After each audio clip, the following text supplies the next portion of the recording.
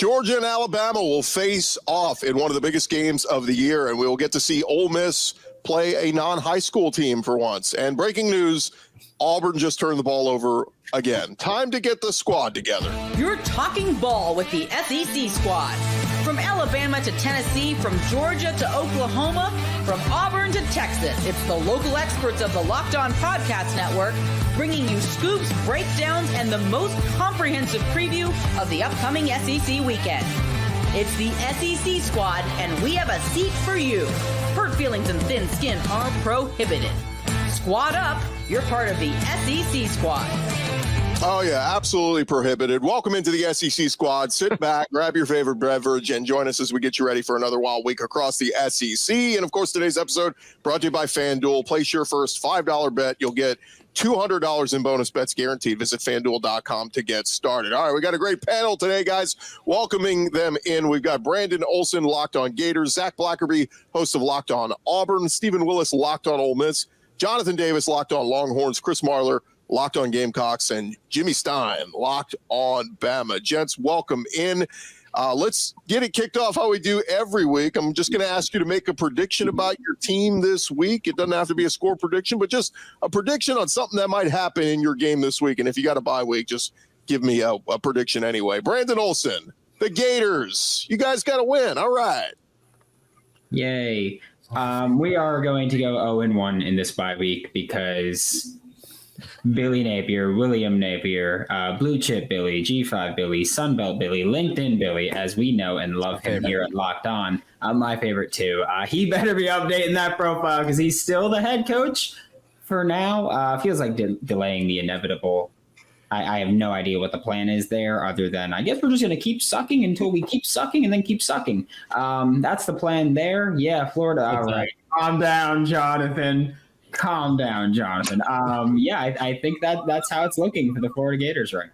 There is a must-win up ahead against UCF next week. If they lose that one, they're losing that game. Bet it right now. They're losing that game. Zach Blackerby, Auburn's been talked about a lot this week on our show and all the other shows. Give me a thought on the Tigers. Yeah, here's a prediction. Auburn turns it over less than 5 times this weekend against Oklahoma, which is that might be somewhat bold. That might be somewhat bold given how it's gone against Arkansas and Cal. But yeah, I'll say Auburn turns it over less than 5 times against the Sooners on Saturday. Yeah, Billy Bowman has entered the chat. He said challenge accepted. He'll get 5 picks himself this week. Stephen Willis, Ole Miss. They're going to play a team that's actually somewhat decent, I guess. Yeah, probably cover, honestly. I think Princely and Mommy Ellen's about to eat, honestly. If you look at what Dylan Stewart did for South Carolina against Kentucky's offensive line, that dude's getting ready to eat. Santarin Perkins. I think the Ole Miss defensive line is the difference in this ballgame.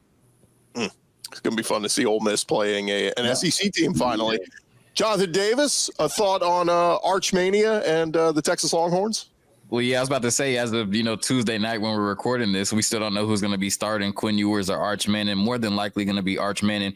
I'm going to say in this game against Mississippi State, even though it's a step up somewhat, right, in talent-wise compared to ULM, Arch Manning is going to complete a little bit more than 52% of his passes and probably won't throw 2 interceptions. A crazy spread we see. Texas favored by 38.5 against Mississippi State in their SEC opener. My bold prediction, Texas finds a way to cover that 38.5 point spread against Mississippi State. They win big at home in their first SEC game. Brandon has his hand up. I'm calling on Brandon right here. If I have permission, Gordy, I have permission to take over really quick. Actually, Daz, is ULM a step up? Because I just watched Billy Napier put up the most points he's put up against an FBS opponent since he got hired 3 years ago.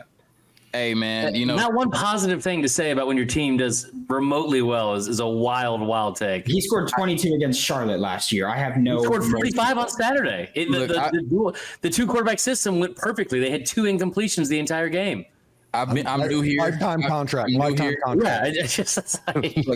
I'm new here. I've been told it means more, right? And so I'm just sticking up for Mississippi State just a little bit, right? I'm sticking up for Mississippi State a little bit. I'm going to say Mississippi State is just a little bit better than General Booty and ULM. Nonetheless, Texas covers 38.5 this weekend and Arch's second start most likely. I would say my favorite thing about Arch Mania has been the meme of him like running the jog, and it looks just like Peyton and Eli. That the Manning jog. It is insane. The Manning jog for sure. It's a real thing. It's a real thing. I just want to see Texas play somebody again. It feels like they're going to be like 2 weeks from now. We're going to still be talking about Texas going, man, remember when they beat Michigan? It's like, yeah, how many weeks can we talk about that freaking win over Michigan? Like, play somebody of relevance. Don't get OU here in a couple weeks after the bye week, but play somebody of relevance. They went on the road and like destroyed the defending champion. I mean, what else do you want them to do? That's what I'm saying, Zach. Like, that's the one game. What do you know about going on the road, Zach? You guys haven't even left home yet, and you still suck. It's not my call. That's not my call. But yeah, we totally wasted this 5-game homestand. No question. If the SEC had 9 conference games, you probably would see that, Gordy. But we have 8 conference games. Yeah. Well, look, I know you miss playing Kansas State and Baylor, but the big boy football's coming up real soon. Marler, Gamecocks whipped up on Akron like you said they would. 3-1 for the first time since 2017. Oh, Robbie Ashford going for 334 and 3 touchdowns with no interceptions. I bet some people probably wish they still had him on campus. Here's my bold prediction. We're going to spend the off week listening to Auburn and Florida bitch about their same mistakes they constantly make. If you guys want to be in charge of another coaching hire or another quarterback change, like you've remotely done a good job of it in the past, have at it. I'm not going to take stats from the only guy that's 0-2 against Billy Napier. I'm not taking stats from that. You want a new coach. All you've done since August is bitch about him being the head coach. Exactly. That's the difference in our program. That's the difference in our program. Mine is 0-2 against you in the past 2 years, and he's been terrible, and I'm still like, that's not even close to good enough. I need better. And he's still so much better than yours. Then who? Then Shane B. Are you guys 3-1? He's 2-0 against you. Is that this year, or is that? I know he's 2-0 against you. Numbers are hard. But like, is that this year? 2-0 against you. I'll give you a number: $26 million. That's gonna be the buyout in a couple weeks, and you guys are gonna screw up your next coaching hire, and you're gonna be the next Tennessee. It's what you already are for like the next decade. This feels like a valedictorian of summer school argument. I just hope that YouTube commenter is tuned in this week. You know what I'm saying? I just hope he's here, right? I hope he's not watching the ACC show. I hope he's watching that. I hope he is watching. I hope he knows I hate him. Jimmy Stein, we've actually got a really good game in the conference this week. Save us. Alabama, Georgia. I mean, we're all going to be watching this one. Everybody, the whole country is going to be tuned in for this one. We got presidents making the trip there. Give me a thought on the Tide this week. Yeah, it makes you really appreciate the BCS era. I mean, if this game was played in the BCS era where only 2 teams survived, I don't know how the fan bases would literally live through an Alabama-Georgia game played in September where it would feel like an elimination game. But this won't be an elimination game. I think the loser of this game, whichever team it happens to be, will still literally be a Vegas favorite to make the playoff.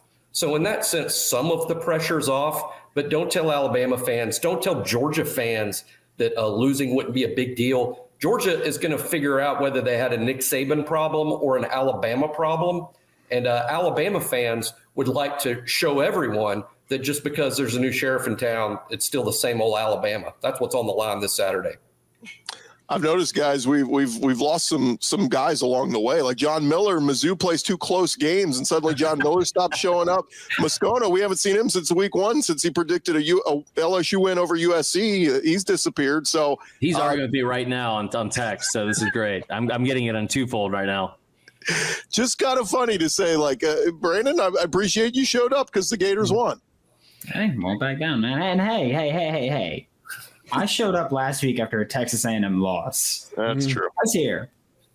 Yeah, we in fact forced Zach to join us this week because Auburn was so bad. We said you have to be here this week. Yeah, soccer practice got canceled, so I'm hanging out with you guys instead. You're playing soccer? My daughter is, for sure. Oh, okay. All right. Yep. Well, will Zach get signed with Manchester United? We're going to just talk about that when we return. We'll also dive deeper into Georgia and Alabama. Can Auburn get things right against the Sooners? The SEC squad talking more ball next. More with the SEC squad here in just a second, but want to let you guys know if you're an NFL fan, college fan, or whatever, you can start this season with a big return on FanDuel. They are America's #1 sports book. So when you get a hunch in the middle of a game, you can check out the latest stats. You can view live play-by-play and so much more on the same page where you place your bets, and that is at FanDuel. You can get started with $200 in bonus bets guaranteed when you place your first $5 bet. Of course, they got all the action happening around the SEC up there this weekend. If you like Kentucky, the road underdog heading to Ole Miss, they are plus 17.5 if you like the Kentucky Wildcats. You can also get in on Auburn as a 2.5-point home underdog to Oklahoma right now. Auburn plus 2.5 over at FanDuel. And how about Arkansas? Plus 3.5 against Texas A&M and Dallas over at Jerry's World. All those lines up there for you right now over at FanDuel.com and on the FanDuel app. It is America's #1 sports book. Check them out at FanDuel.com. The SEC squad continues on here with our panel of SEC hosts. And guys, we got to dive into it. We know Jimmy kind of gave us the primer already for Alabama, Georgia. But look, there's a lot of hype. There's a lot of movement moving towards Alabama. I've already been reading articles about how Jalen Milroe is going to tear it up this week, that Georgia's overrated because they only beat Kentucky by 1 point. Who's feeling Georgia? Anybody feeling Georgia right now? They're still FanDuel's got them as a 2.5-point favorite right now. Yeah, I just honestly don't know. It's a situation. If Alabama loses this game, that Tennessee game is going to be absolutely massive. If Georgia loses this game, that Texas game is going to be absolutely massive. And Bama being a home dog, I don't know what to do with that. I don't know what that is. That's like me reading a foreign language at this point. It's the first time it's happened since 2007 in Nick Saban's first year in Tuscaloosa. First time in 17 years that Alabama's been a home underdog, and there's been a lot of big games of Bryant-Denny. We'll see what that line looks like, I think, closer to kickoff. I can see a lot of late money coming in on Alabama myself, and I won't be surprised if it's kind of closer to a pick'em. We'll have to see. It opened as a pick'em like a week ago after the Georgia-Kentucky game, and then it went to 2.5 and 1.5, and it was like 4.5 this summer. So it's been all over the place. Right. But we'll see. Again, one other thing to point out, Ryan Williams wasn't born the last time Alabama was a home underdog. Insane. Which is just such a great stat. It's really interesting, too. I mean, this is the true test for Kalen DeBoer. Look, he passed the first test. They went on the road and beat Wisconsin, but everybody expected him to do that.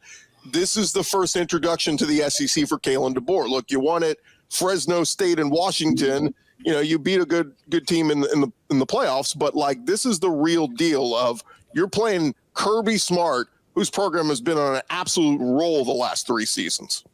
Yeah, and I think when you look at it, last year, Alabama got in the way of Georgia potentially three-peating, right? I think if Georgia gets into the playoffs, they more than likely beat Michigan. And, you talked about it, Gordy, on the previous shows. This isn't, Sioux Falls or Washington. This is big boy football in the SEC, a big test for Kalen DeBoer. And I think it's going to come down to which quarterback do you trust a little bit more in this matchup, right? Is it going to be, Carson Beck, or is it going to be Jalen Milroe? And I just think Kirby Smart, he gets his team ready to go. They find a way to force Jalen Milroe to be a passer, and I trust Carson Beck a little bit more in that situation. I think Georgia covers and wins by more than 2 and 2.5 in this game on the road at Alabama. Jonathan, if there was only an example of these two teams and these two quarterbacks ever playing before, I would love. God, if there was only just one example of these guys ever suiting up and playing on the same field. Oh, wait, they did that last year, and Carson Beck was the one that fumbled inside of his 15, and Bama ended up getting a win in a game they were underdog. Listen, they've been an underdog the last 3 times they've played Georgia. They've beaten them twice.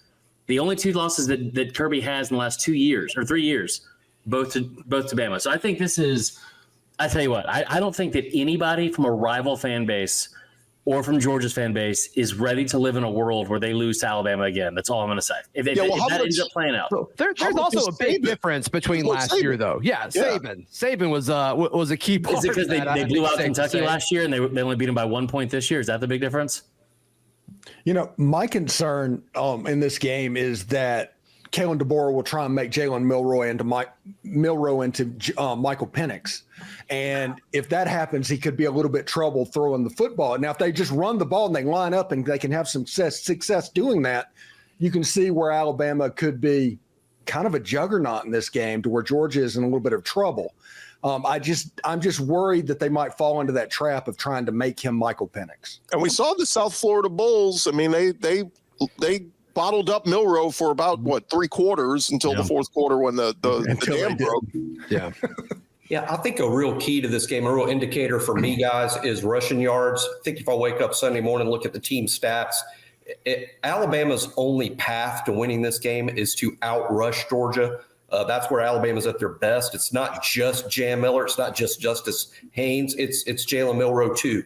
And I think if you look at the rushing yards Sunday morning and Georgia outrushed Alabama, Georgia won this game. Alabama's only path is winning that battle at the line of scrimmage and having those three guys all kind of go off.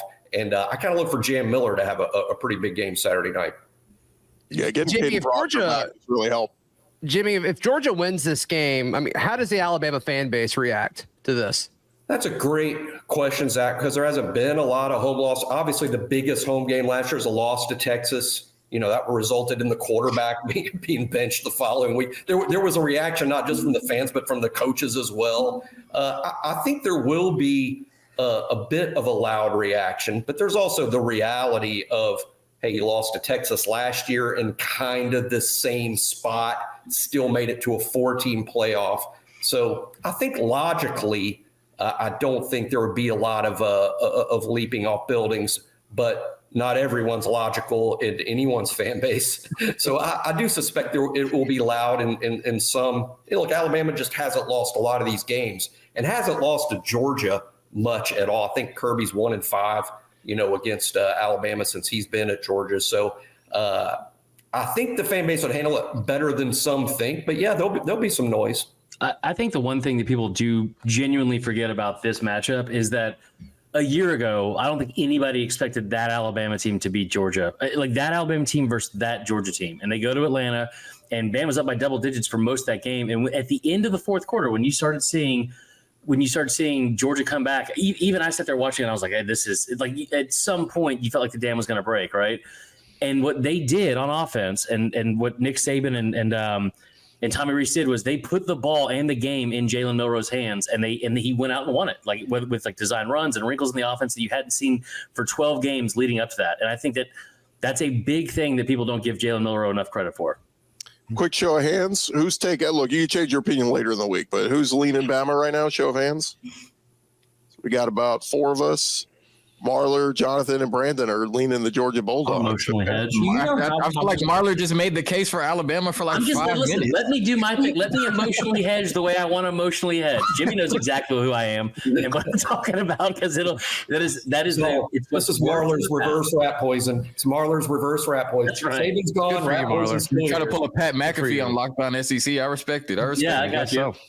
All right, we got a couple minutes left in this segment. We've done the real football analytical talk. Now it's just time to make fun of Auburn and Oklahoma. I mean, what is this game going to be, Zach? NC 17.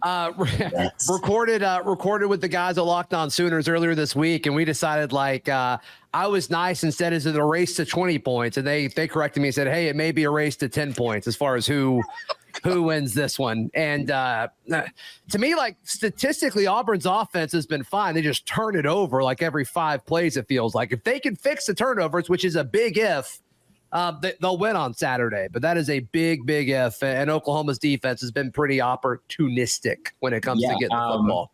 I don't know if you know this, but part of being a pretty good offense is not turning the ball over. No question. Brandon rules. Here we are. Here we are. Because if anybody knows anything about good football, it's the Florida and New York Giants fan right there. Hey, 9 out of 10 times. I know what bad football looks like, and trust me, buddy, you're right in there. And I know. Right now. No question. I'm going to get the tags from your Discord. Just being mean to my team. Keep on crying, buddy. Yeah, I think what makes this game interesting, on the Oklahoma side is the benching of Jackson Arnold, and you bring in, the true freshman, Michael Hawkins, right? How is he going to perform in his first start in that environment in a road game at Auburn? I'm sure the crowd is going to be, turned up, but I just can't, bring myself. I'm not the smartest bettor, right? That's why Vegas looks the way it does, but I just can't bring myself to bet on, Peyton Thorne, or whatever the other quarterback's name is against a Brent Venables defense, right? You know what I'm saying? Like, I can't see how that's going to be an advantageous matchup for the Auburn Tigers. So, I think Oklahoma and Michael Hawkins in his first start, I think they go in there and win the game. But, hey, there's going to be a lot of silliness this weekend at Auburn. Zach, did Hank Brown? Go ahead, Steven. Did Hank Brown? There you go. Hank Brown. There you go. Yeah. And Peyton Thorne get the bus off of him? This is the game. I don't think they feel like that their coach threw him under the bus. But That is certainly the narrative for sure. Do you think that if they would have tried to throw him under the bus, it would have been intercepted? Who do you think would have caught it, Marler, if they did try to throw the bus at Freeze? It probably would have been the other team for sure. Did you know what's amazing? And it's fun to give you a hard time, Zach, because you kind of voiced what a lot of Auburn fans did this offseason, which was looking at this, like all this preseason hope and hype, and it happens with every team, right? It's the beauty of the offseason being a champion of August. Every single fan base has it. But looking at that schedule, I heard so many Auburn fans looking at it and being like, dude, we're going to be 4-0 going into that Oklahoma game. Well, they should have been. I mean, there's no way we could have gone into that thinking, yeah, you're going to turn it over 5 times in the 2 games that matter in the first 4. Like, there's just no way you can assume that going into it. I never heard any Auburn fans break down any of those games thinking, this is the reason why outside of home field advantage, we're going to be 4-0 and potentially 5-0 after the Oklahoma game. And then you had to get on the field and actually play, like what do I say? What do I always say, Gordy? They got to tee up that ball at 3:30 and you got to line up and play somebody. Like, that's where they've been tough. Yeah. And I think the effort, especially on the offensive side of the football, I mean, they've just been outplayed against Cal and against Arkansas. And I mean, I do think their roster is better, but to your point, like, it doesn't matter. It doesn't matter. You got to suit up and play. So, and you think it'll be Thorne? You think they'll go back to Thorne on Saturday? Yeah, I think it'll be Thorne on Saturday. I have to ask you a question, Zach, because I didn't get to experience this as a fellow bad SEC program. Great. I love where this is going. What was it like to score a lot of points in a win in week 1 this year? That was fun. That was like straight euphoric. Mine just got demolished right away. So, but also seems like forever ago. I mean, there's just been so much pain since then. So much pain. I like to think I'm stronger for it, but I don't know. I blame Zach for Cal Twitter. I do. I blame Zach for Cal Twitter. Yeah, they've taken over. What does that mean? Auburn gets. If Cal would not have beaten Auburn, they would not have became what they became. Top 5 storyline of college football. Algorithm, baby. Cal Twitter. Auburn is very fortunate that this is a week where they can bounce back and win if they score like 12 points. Yeah, I mean, Jimmy, don't be nice to Auburn. We don't accept your kindness, Jimmy. We don't accept your kindness. It's true. I mean, Auburn can have a big bounce back win and score like 12 points. And didn't Mississippi State beat Arkansas 7-3 last year, so maybe this one is a repeat, 7-3. One prediction on the way out, and Stephen will love this one. In 2025, Cam Coleman wearing an Ole Miss jersey. Coming up next, we're going to dive deeper into will Texas throttle Mississippi State? Who is on upset alert? The SEC squad is talking more ball. Coming up next. We'll get back to the squad in just a second, but want to remind you guys, today's episode presented to you by our friends over at Prize Picks. And look, we love Prize Picks. It is America's #1 daily fantasy sports app with over 5 million active members. Prize Picks is the easiest and most exciting way to play daily fantasy sports. All you do is pick more or less on 2 to 6 player stat projections, and you will watch the winnings roll in. You can now win up to 100 times your money on Prize Picks with as little as 4 correct picks. And Prize Picks is the only real money daily fantasy platform with an injury insurance policy so that your lineup stays in play even if one of your players gets injured. If your player leaves in the first half and doesn't return, Prize Picks, your picks are still live. Of course, they've got great stuff going on there right now with players and stat types, all the different things you can look at, highlight your winnings from, looking at all the different stat lines at Prize Picks and see what's working for you, what's not. And right now, you can go download the Prize Picks apps today and use our Locked On College code that's going to get you $50 instantly when you play. $5, that's code Locked On College on Prize Picks to get $50 instantly when you play $5. You don't even need to win to receive the $50 bonus. It is guaranteed. It is Prize Picks. Run your game with Prize.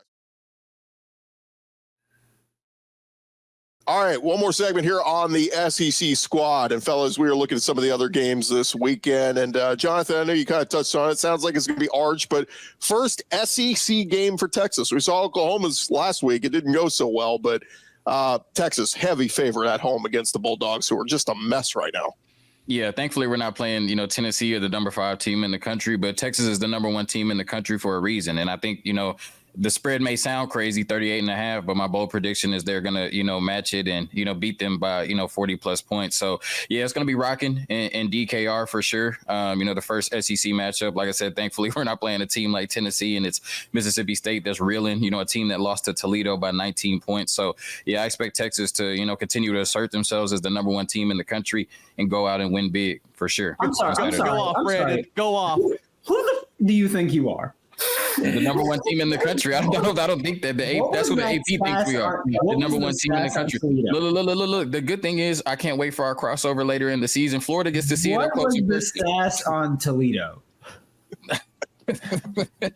What was the stats on Toledo, Jonathan? Don't talk about my school like that. Texas is my bad. My bad. You're right. You're more of a Toledo fan than a Florida fan at this point. Look, it's cool, Texas right? Have that 38 points covered by halftime. Yeah. You can power rank the SEC however you want to, as long as Mississippi State is number 16. They, Yeah, I agree with that, Stephen. I don't think anybody here is gonna fault that. I mean, Yeah. Steven, give me a quick thought on Kentucky, because I feel like this is a Kentucky team that kind of got the train back on the track last week. The offense started to look a little bit good. They got Dane Key going finally. He's an awesome wide receiver. But, look, I know Ole Miss's defense has been pretty legit. I think they're like top 5 in just about every defensive category. But this will be a good test. I know Brock Vandagriff hasn't wowed yet, but if they – like this is an exclamation point game for the Ole Miss defense, it feels like. Yeah, and Kentucky's defense, just to change the subject on you, like they're probably the second best defense that Ole Miss is going to play this whole season.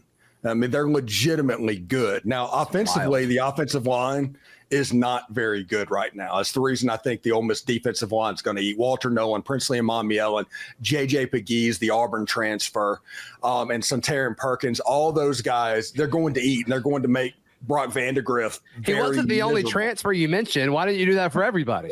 No, it's because we had the conversation early in the day, and it's like all the Auburn people needed to know that he's an Auburn transfer. Yeah. So it's a situation. I've been dreading this all day, and this is exactly why. Yep. Ole Miss's defensive line is going to be the star in this game. I do think Ole Miss's defense is legitimately good. Walter Nolan is potentially an all-SEC guy. Princely Imamiel, and he's a first-round NFL type guy. And those guys are going to eat. And whenever you have J.J. Pegues as the number 3 option on that defensive line, the Auburn transfer. The Auburn transfer. That is the reason they are so good. And I don't think that Kentucky, if Ole Miss scores north of 24 points in this game, they're going to win the game fairly easily. When he was at Auburn, we would put him at tight end and then at quarterback, and we called that package the Fat Cat, which was incredible. I remember when these two teams played 2 years ago, Stephen. That was a close game, and Kentucky really blew it. I mean, they lost 22-19, but Will Levis turned the ball over. I mean, I almost thought Will Levis went to Auburn for a minute. He was turning the ball over so much. But it was a close game 2 years ago. But this Ole Miss team looks very different than they did from 2 years ago. The difference is 2 years ago, Ole Miss didn't have a defense at all. They survived. They absorbed what the other team's offense was doing. This Ole Miss defense is violent. This defense is aggressive. It attacks. And it'll be nice to see what they look like, even against SEC athletes like Barry and Brown and Dane Key. There's really good players. Now, Brock Vandagriff, he's a former 5-star, played at Georgia. So he has some talent, but he hasn't done it at this level. And I think that's because that offensive line so far has been so bad. Because South Carolina, Marler's gone. He could answer this question. Their defensive line completely ate against the Kentucky Wildcats to the point where they couldn't even throw the ball. Mm-hmm. The game we haven't touched on yet, guys, might actually be one of the most entertaining in the SEC this week. It's 3-1 Arkansas against 3-1 Texas A&M, and it's in Dallas and Jerry's World. And I've been watching this line, and A&M has been hanging around a 4-point favorite. Guys, I mean, we talk about who's on upset alert this week. I'm feeling Arkansas right now. The way Bobby Petrino's calling plays at Taylor Green, I think this is advantage Arkansas. Marcel Reed's been okay for A&M, but they just barely beat Bowling Green. Yeah, my only thought on this game as a Cowboys fan, I'm just excited to see competitive football in AT&T Stadium because we haven't seen it the last 2 weeks from the Dallas Cowboys. So I'll let the rest of the SEC squad dissect this one. But, yeah, excited to see two teams with a pulse, hopefully play in that stadium outside of the Dallas Cowboys who haven't had one the last 2 weeks. And Bobby Petrino dusting off that Lamar Jackson Louisville playbook for what he's calling at Arkansas. I mean, it's kind of fun to see. I mean, I think it's a little overrated because of the fact that like we gave them so many extra plays. Like it's not like they put up that many like yards. They just got a bunch of extra possessions. I don't think what they did against Auburn should be the reason that you picked them to beat Texas A&M. Now, if you have an opinion on Texas A&M or whatever, I think that's a different story. But like, let's don't use what they've done in SEC play so far for you to make that case. That's just my opinion. A&M's got two quarterbacks better than Auburn had last weekend. I think A&M's going to actually score some points if they don't turn the ball over. I think A&M's going to outscore Arkansas in this game, but outscoring Arkansas might mean just getting to about 26. Yeah, weird things happen in this game. Remember 2 years ago, KJ Jefferson's going in with the football over the top to take the lead. It gets punched out and it's back the other way for points. And it's like, man, Arkansas they've not been good in this rivalry, but it's a new coach at A&M. It's a backup quarterback at A&M. So certainly something to keep it on. Any other upsets, guys, you like potentially this week? I like Auburn to get a home win, honestly. Okay. Hey, there we go. Yeah, I genuinely do. As a home dog, a bad offensive line and a true freshman quarterback is not an avenue to win games in the SEC. Which in-state Alabama team is more likely to win on Saturday? Auburn. Definitely Alabama. I'm going Alabama. Sweet. Hey, you know what? Let me give you a sneaky one. I don't think they win, but South Alabama is at LSU, and we didn't even touch on that one. Yeah. South Alabama just scored 87 points against Northwestern State and then 48 against App State. LSU's defense is not great, last I checked, so maybe South Alabama hangs around. We'll see. Yeah. LSU's going to have to score in the 30s to win this game, but they may score in the 50s. Yeah, it could look like the Ole Miss LSU game from a year ago, honestly, if we're going to be real about it. It could be up and it could be a ping pong game. Major Applewhite, the former UT quarterback, he's a Baton Rouge native. Now the head coach of South Alabama going back to his hometown. So that there's a storyline there for you. All right, we're giving you a reason to watch all these games and maybe a reason not to watch Auburn, Oklahoma, and Zach's pathetic quarterback room. But, hey, maybe it'll get better this week. There's always a sun coming up on the horizon. Gentlemen, it's been fun. Another edition of the SEC Squad. We'll do it again next week, and maybe we'll have more Auburn turnovers to talk about. Who knows? This has been the SEC Squad. Follow and subscribe to your favorite SEC team and show. We'll be covering your favorite teams every day throughout the season. Don't forget, I'll have you covered with the entire SEC every day with Locked On SEC, part of the Locked On Podcast Network, covering your team every day.